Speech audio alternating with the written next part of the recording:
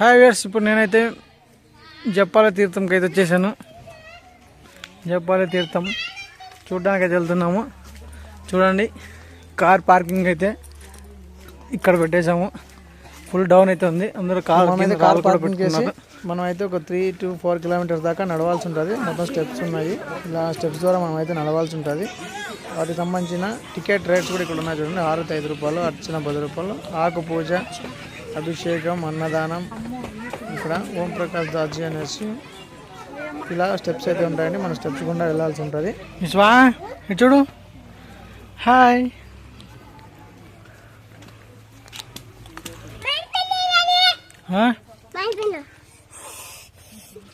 వచ్చింది రామ్మ.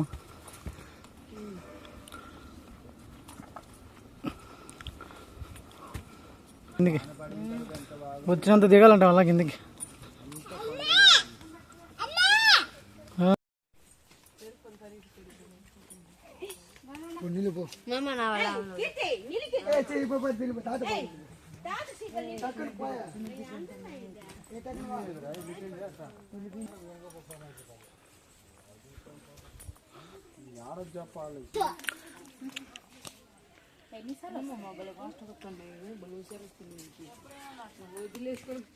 ఇలా ముందుకు వెళ్తుంటే ఇక్కడైతే ఒక కోతి అయితే, కోతి పిల్ల, అది ఉడత కోత ఏదండి సంథింగ్, ఒక చిన్న ఉడత లాంటిదే ఇది. ఒకటైతే కింద పడిపోయింది. దాని తల్లి బిడ్డ కోసం ఆరాటం ఎలా పడుతుందో మీరైతే చూడండి.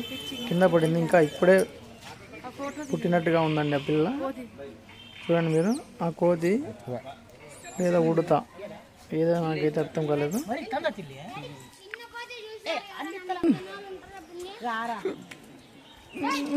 నేను తోడకత్తానన్నా కూడా రాదు ఎవరు.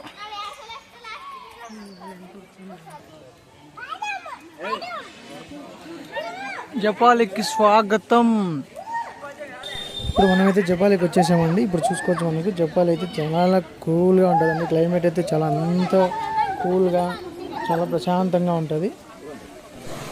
మీరు వెళ్ళగానే ఇక్కడ ఎంట్రన్స్లోనే మనకైతే కొబ్బరికాయలు, పూజ సామాగ్రి మొత్తం అమ్ముతుంటారు. మీరైతే తీసుకొని పూజకి అయితే వెళ్ళొచ్చండి. దేవస్థానాల పూజకి జపాలిలో ఆంజనేయ స్వామి దేవస్థానం అయితే ఉంటుంది. ఇప్పుడు ఇక్కడ జపాలిలో కూడా మనకైతే ఒక కోనేరు అయితే ఉందండి. చూడొచ్చు మీరు వీడియోలో, కోనేరు కూడా ఉంది. పూర్వం స్వామివారికి వచ్చి స్నానం చేసేవారు ఇక్కడ చెప్తారు. 8627 ఇందుకే అంటారు, ఇక్కడ స్నానం చేసేవారంట. రేపు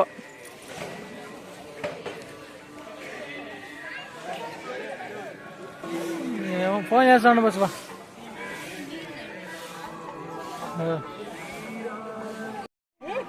అమ్మకి